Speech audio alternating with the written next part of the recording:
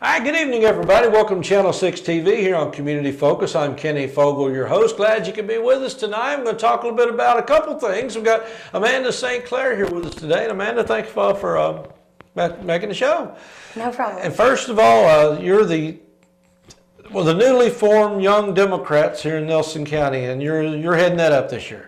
Yes. Okay, so that's one thing we'll talk about, and you've got some activities that are going to be involved with that as well, and we'll talk about that as well. So first of all, what got you interested in, I guess, the political world? Well, I don't know that I necessarily would call it the political world so much as I would call it the world in general, because politics and the political world control everything. It really does. But I think that I am empowered by the word millennials. So when Jonathan Rogers called and said he was trying to get this group together, I was all about it, because I feel like there's a stigma attached to our generation, and I'd really like to work toward improving the reputation, even just locally, of my generation as a whole. Well, and that's one thing. I know they've tried for several years to start an organization for younger, and I don't know if it's just your generation or maybe it's young people in general. Maybe it takes a while to get to the realization that you just mentioned, how that politics and government really does affect just about everything we do. The air we breathe, the food we eat, the water we drink, just about everything we do is affected in some way, and you want to play a role in some way, I guess. I just want to do my due diligence to the community that I grew up in. I really do believe that Bardstown is a beautiful town, and not just geographically or visually. It's really the people that make it beautiful here, and I want to contribute to keeping it beautiful and not seeing it go awry. Well, one of the things you got to do, obviously, is reach out to people. So I know you've only been doing this a couple of months now, and you've got a few people involved already. We do. But you need a lot more. We do, and it is growing. Social media is a very powerful thing, but I feel like the more we do, the more involved people are going to want to become with us as an organization, because we are movers and shakers. We are doers, not talkers, and I feel like that's going to draw more people in also. So what do you see you doing right now? I mean, is it more issue-oriented? Is it more like anti-something oriented? Or what do you see what do you see the movement progressing to become? I mean, just getting people more involved or more educated? What? Well, our generation, we'll say millennials, are the least likely to vote, but we are one of the biggest demographics.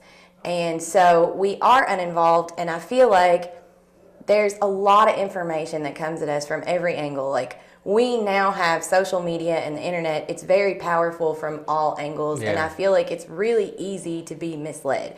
So at every meeting thus far, we've had a speaker come in.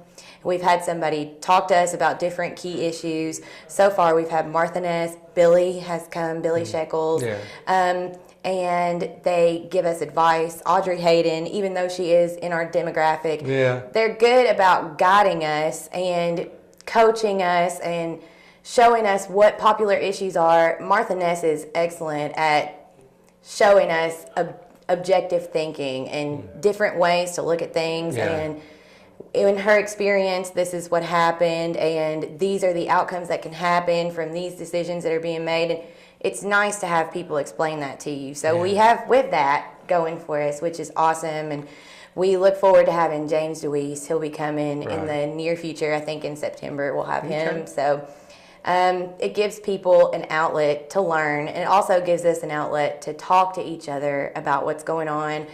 But more than that, it gives us an outlet to contribute change within the community. I feel like change starts from actions.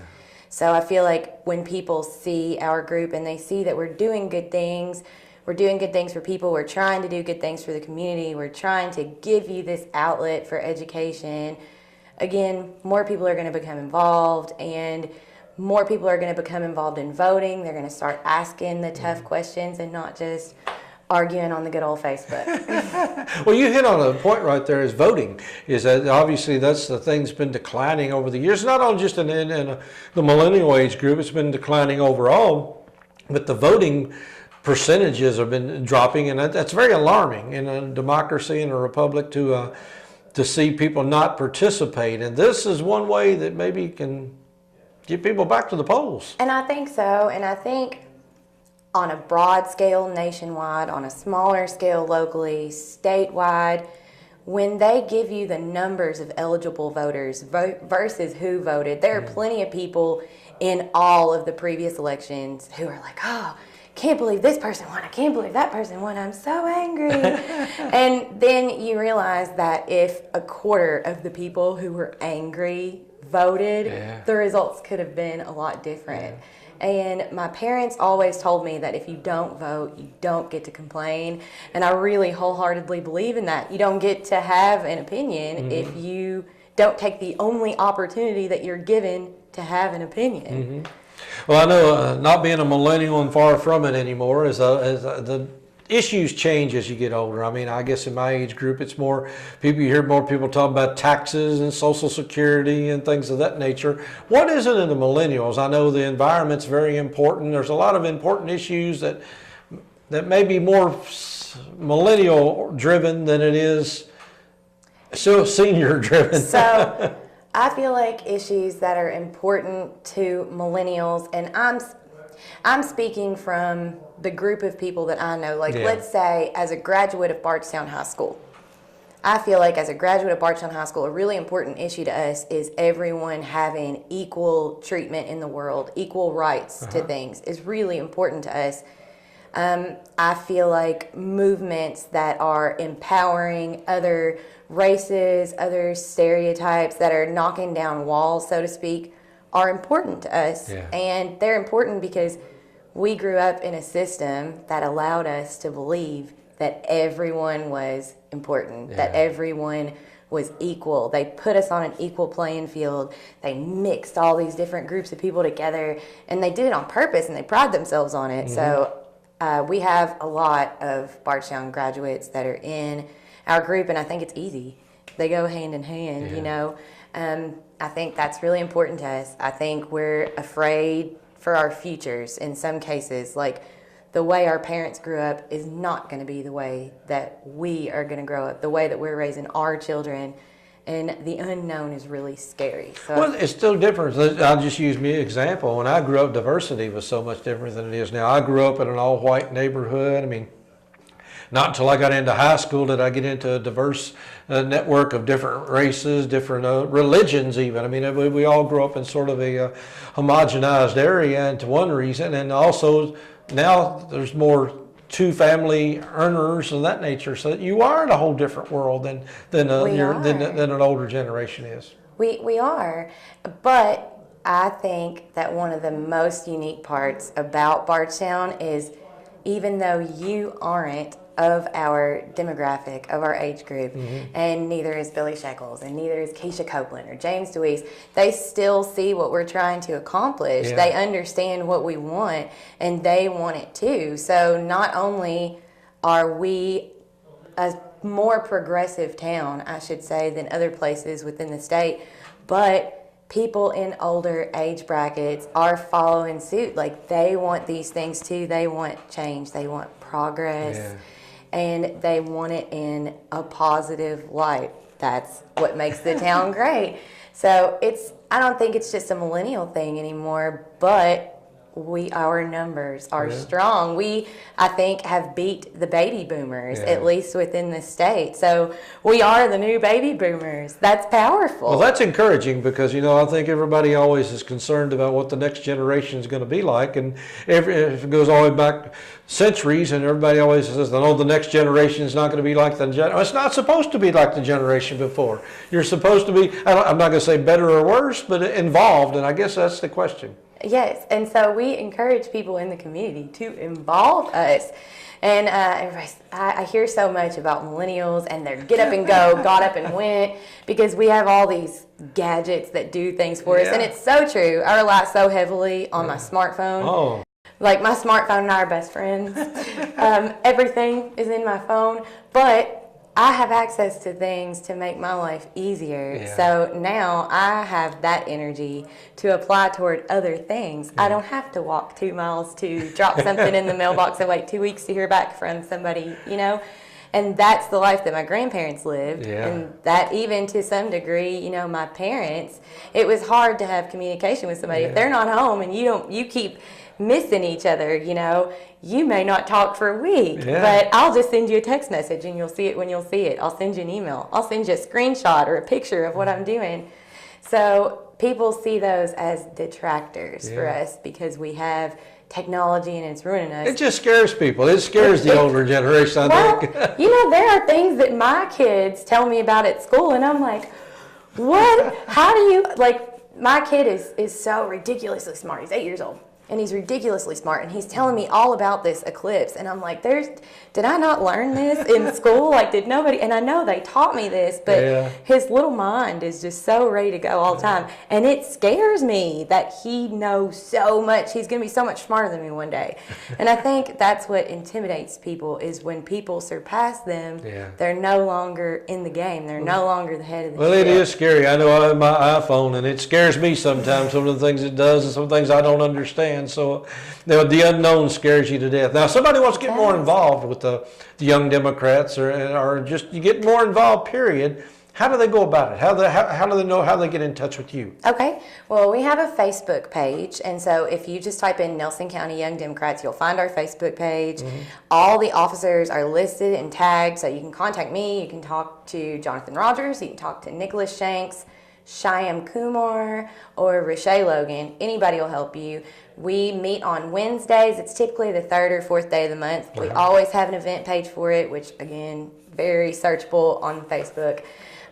You can contact any of us directly. We'll help you and tell you when it is. We have a meeting tonight at 7 o'clock. The next meeting will be decided on at tonight's meeting.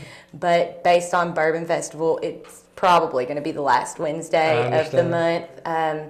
And we typically meet at the Rick House Restaurants Lounge. We meet in their bar area typically. So anybody that wants to be involved is welcome. You don't have to be a Democrat. You just have to be young and want to be involved. It's really, anybody is welcome to join us and to learn. We are right now at these meetings providing a service for you to ask questions, to improve the community. And so this is our outlet. This is what we're giving you, and anybody can have it. Well, in addition to education and help and getting people together, I know you've got an event coming up. I think you're pretty excited about that. I'm so excited. We actually had the event. It's going to be a kickball tournament, and it is for Claire and DeMarco Phillips' son. His name is Mason.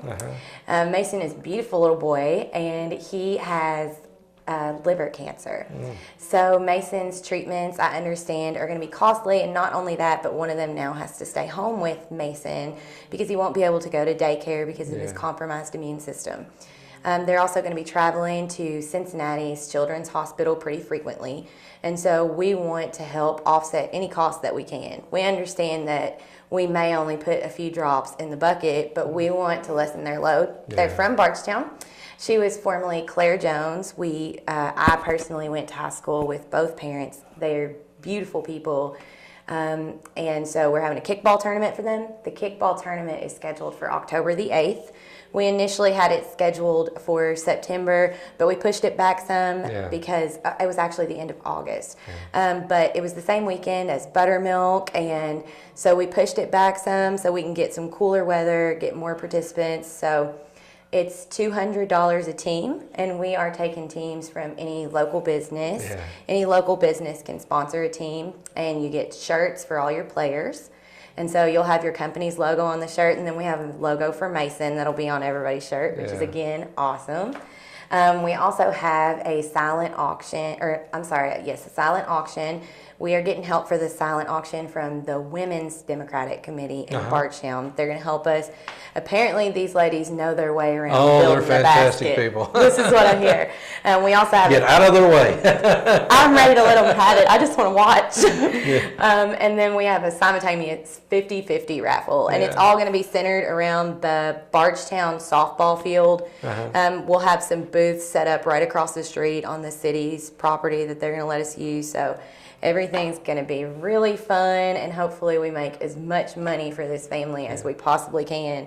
And Bardstown always pulls through. It does, it does. Well, man, I appreciate you being in here today. And again, for anybody that understands, the next generation's doing some great things, and I think we're in good hands. I really do. The more I see and what I talk to people, I mean, obviously, you know, we've got work to do always, but we've got people like you leading the charge. It's wonderful, and I appreciate you doing that, and appreciate you stopping in here and letting us go on. So, Amanda St. Clair with the Young Democrats in Nelson County, and also working to put on a fundraiser later in, like you say, October the 8th, I believe it is, kickball tournament. So keep your eyes on that, and again, check out your Facebook page. And yes, there's an event for all of our meetings. There's events on our Facebook page. There's also an event for the benefit that we're doing for Mason. So easy to find all the information. Talk to me anytime that you want to.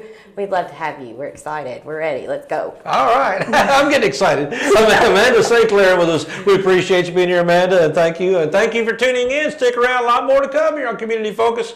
We'll be right back.